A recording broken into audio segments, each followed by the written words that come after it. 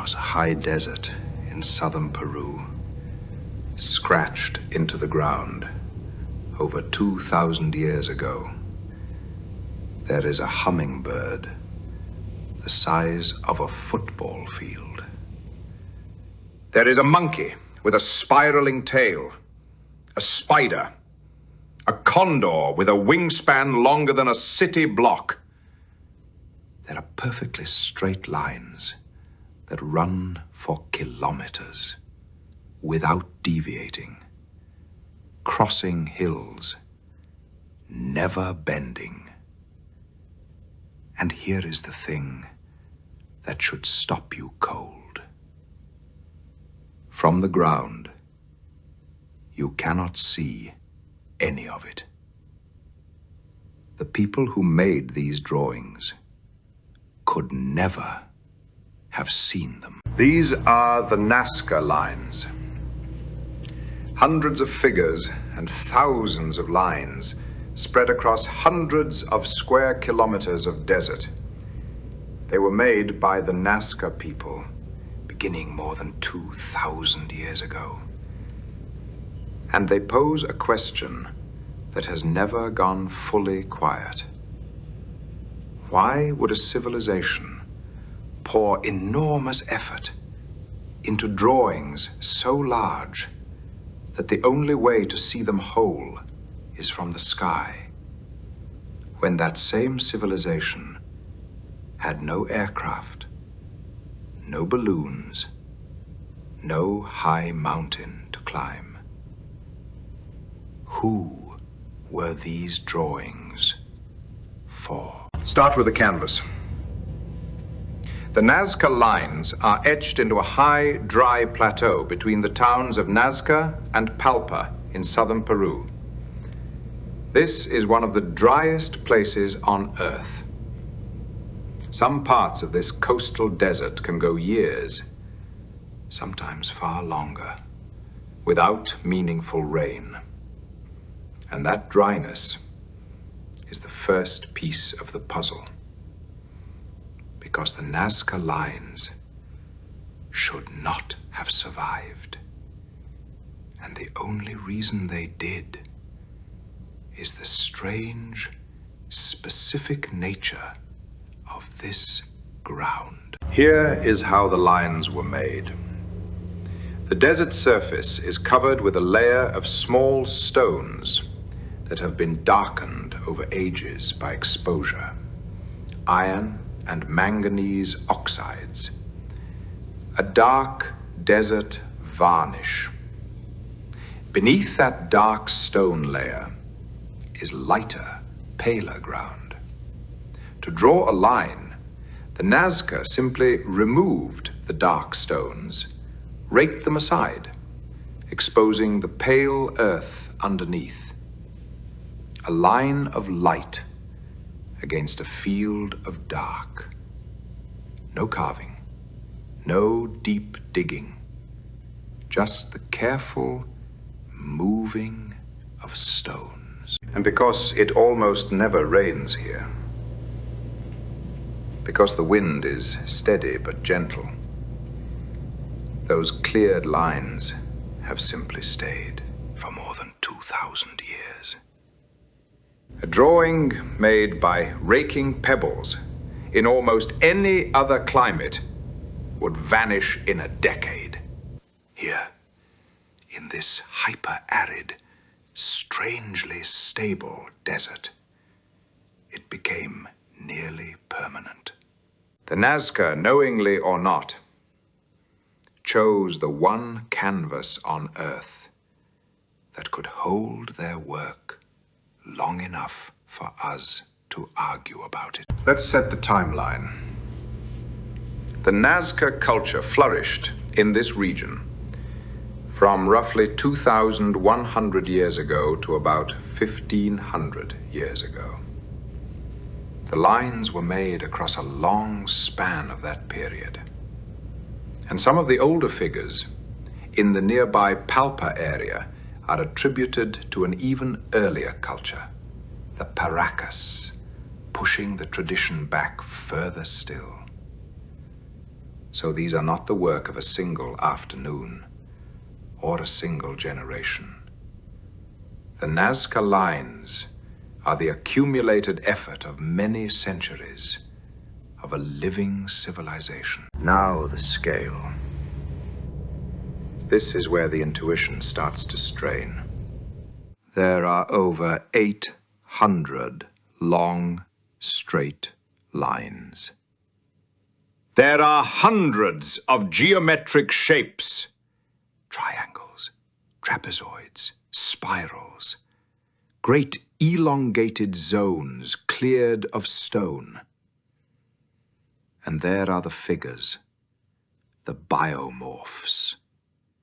Around 70 of them. The hummingbird, the monkey, the spider, the condor. A pelican that stretches roughly 300 meters. The straight lines are the most uncanny. Some run for kilometers, arrow straight, climbing over uneven terrain without ever bending off true. So here is the core problem, stated plainly. A figure 300 meters across cannot be seen as a figure from anywhere on the ground. Stand inside the Nazca monkey, and all you see is a shallow, pale path curving away. To perceive the monkey as a monkey, tail, hands, body, all at once, you must be high in the air. And the Nazca could not get high in the air. So the question writes itself. How did they draw, with precision, something they were never able to see? Let's take the question seriously. And let's start with the answer that actual evidence supports. Because the mainstream explanation for how the Nazca drew these figures is not magic. And it is not flight. It is geometry, rope, and stakes. Archaeologists have found the tools. On the desert, at the ends of lines and figures, there are wooden stakes, survey markers, some of them dated by radiocarbon to the Nazca period. The straight lines were almost certainly made by setting stakes and stretching cord between them. A rope pulled taut is the oldest straight edge there is. Sight from one stake to the next. Move the stones along the cord, and you can hold a line straight for kilometers. The figures are subtler, but still within reach of simple methods. Many of the Nazca animals can be drawn using a small reference sketch and a system of scaling, grids, or a center point with measured ropes swung to mark curves, the same way you draw a large circle with a pin and a string. Researchers have tested this. Working only with stakes, cord, and a small plan, modern teams have reproduced Nazca-style figures at full scale, accurately, without ever leaving the ground. So the how, in a technical sense, is largely solved. You do not need to see a figure from above to draw it accurately. You need geometry, discipline, and a plan. But notice that this only answers one question. It tells us the Nazca were capable of drawing the lines. It does not tell us why. Solving the how just sharpens the real mystery. If the lines were never meant to be seen whole by human eyes, then what were they for? And here is where the ancient aliens crowd leans in close. In fact, the Nazca lines are practically the founding monument of the entire ancient astronaut movement. The argument, made famous in the late 1960s, goes like this. The claim is that the figures are signals meant to be seen from above by visitors in the sky. And the long, broad, cleared trapezoids, the wide, flat strips raked clean of stone, have been described by some as runways, landing strips for craft that came down out of the heavens. It is a vivid image. It is a memorable one. It is the reason millions of people have heard of the Nazca lines at all. So let's deal with it honestly. The runway idea does not hold up. The cleared trapezoids are not graded, hardened surfaces. They are simply areas where the surface stones were raked aside, exposing soft ground, soft sand and silt. Anything heavy landing on them would sink. They are not engineered to bear weight. And the figures themselves, the spider, the monkey, the hummingbird, are drawn in styles that match Nazca pottery and Nazca textiles exactly. The same hummingbird, the same monkey, painted on pots the Nazca people made and held in their own hands. So the ancient aliens' reading gets the central observation right. The lines really do seem made for an aerial view, and then reaches for the wrong explanation. The figures were not drawn by the Nazca for visitors. They were drawn by the Nazca, in the Nazca's own artistic language, for reasons rooted entirely in the Nazca's own world. The honest mystery is better than the alien one, because the real audience for these drawings may not have been in the sky at all. It may have been above it. Let's talk about who the lines were really for.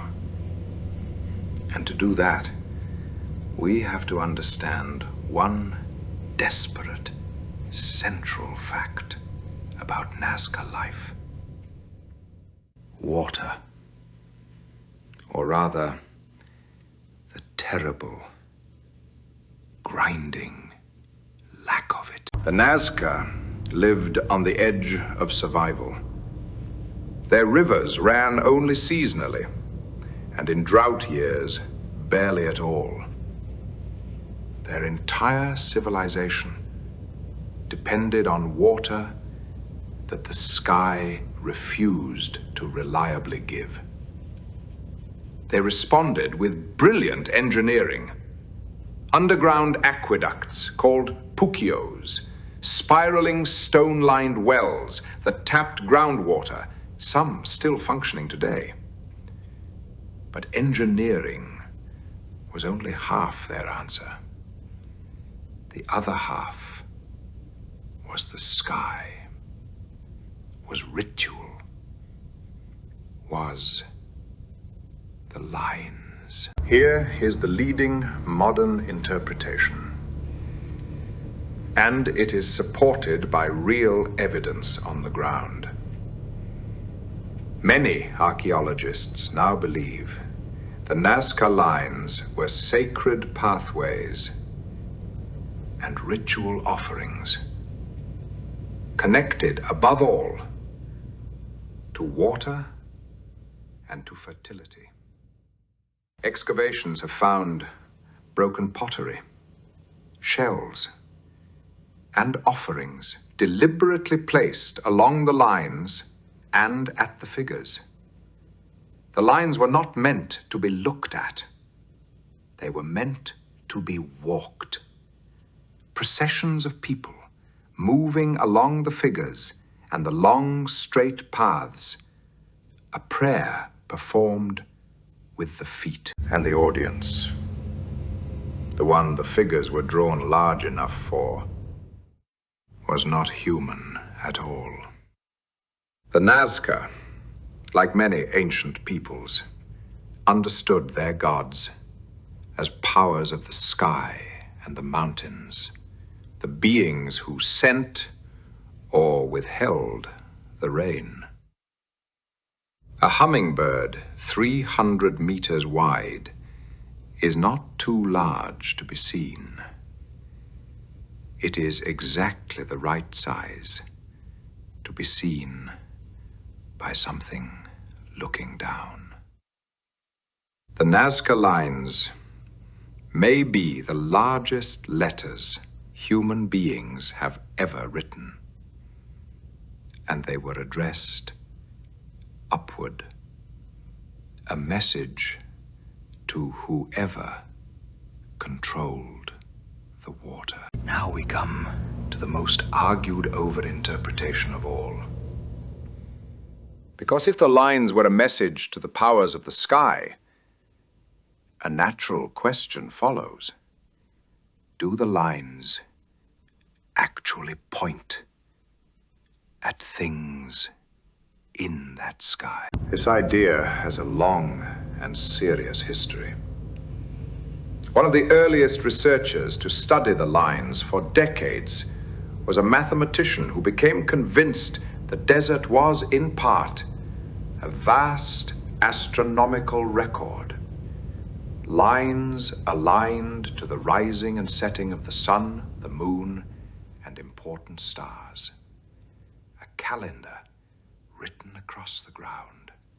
It is an elegant idea. A people obsessed with the seasons and the rains would have every reason to track the sky with great care. But here the evidence gets genuinely difficult. When researchers tested the alignments statistically, checking whether the lines pointed at celestial events more often than random chance would predict, the results were weak. With over 800 lines running in every direction, some of them will point at something in the sky simply by accident.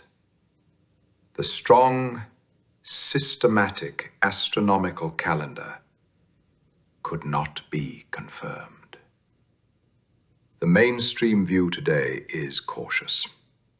Some individual lines may well have had astronomical meaning, but the desert as a whole is not a star chart. And yet, the sky connection does not disappear. It just moves. Because even if the lines do not map the stars, the Nazca's reason for making them was bound up with the sky regardless. The sky was where the rain lived. The sky was where the gods lived. Walking a sacred line toward a sunrise, toward a sacred mountain, toward the source of water. That is an astronomy of meaning. even when it is not an astronomy of precise measurement. The Nazca were not charting the heavens. They were petitioning them. Before we close, there is a part of this story that is not finished.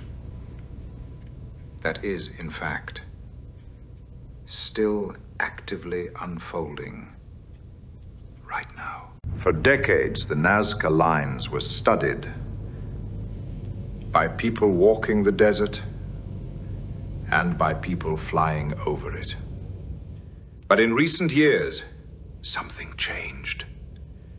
Researchers began applying high-resolution satellite imagery, aerial drones, and artificial intelligence trained to recognize faint geoglyphs.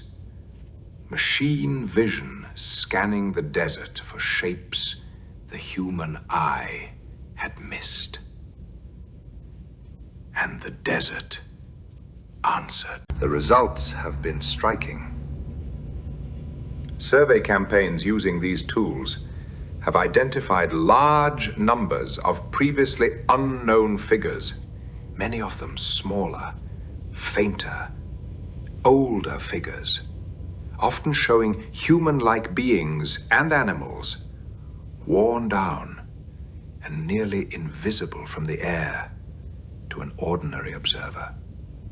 In a single recent push, AI-assisted survey roughly doubled the number of known figurative geoglyphs in parts of the region. After almost a century of study, the desert still had hundreds of drawings it had never shown us. And that should reframe everything. We have spent 100 years interpreting the Nazca lines, arguing over their meaning, their purpose, their audience. And we were doing it with an incomplete map. Every new figure the machines find is a new data point, and the picture is still filling in. The honest position is humility. We are not looking at a finished mystery. We are looking at one that is still, line by faint line, being discovered. Here is what I keep coming back to. The Nazca lines are often sold as a riddle. How and who, and was it aliens? But the deepest thing about them is none of that. The deepest thing is what they reveal about the human mind. A people facing the constant threat of drought did not only dig wells, they did not only ration water. They walked out into the desert and drew across the skin of the earth enormous, careful, beautiful figures. A hummingbird, a spider, a monkey, as an act of devotion. They poured generations of labor into images they themselves would never see whole. Think about what that means. To make something so large, so demanding, for an audience you cannot join. That is one of the purest expressions of faith and of hope in the entire human record. The Nazca drew for the sky because they believed the sky was listening. The Nazca lines are not a landing strip. They are not a message from elsewhere. They are a message from us, from human beings, exactly as intelligent as desperate and as full of longing as we are. Before history, in a desert that almost never forgets, a people in fear of the drought knelt down and drew their prayers so large that the gods could not miss them. And the prayers are still there, etched in the stone, still reaching up. If this episode shifted something in your head about how much meaning the ancient mind could pour into the land itself, about how recently machines began finding what we missed, then know that the Nazca Desert is only one marked landscape among many. Geoglyphs, sacred alignments, and ground drawings survive on nearly every continent. An entire art written across the earth, much of it still faint, still waiting to be found. If you want to come along as we read what was drawn, subscribe to Before History, because the further back we look, the more the ground itself turns out to be speaking. See you in the next one.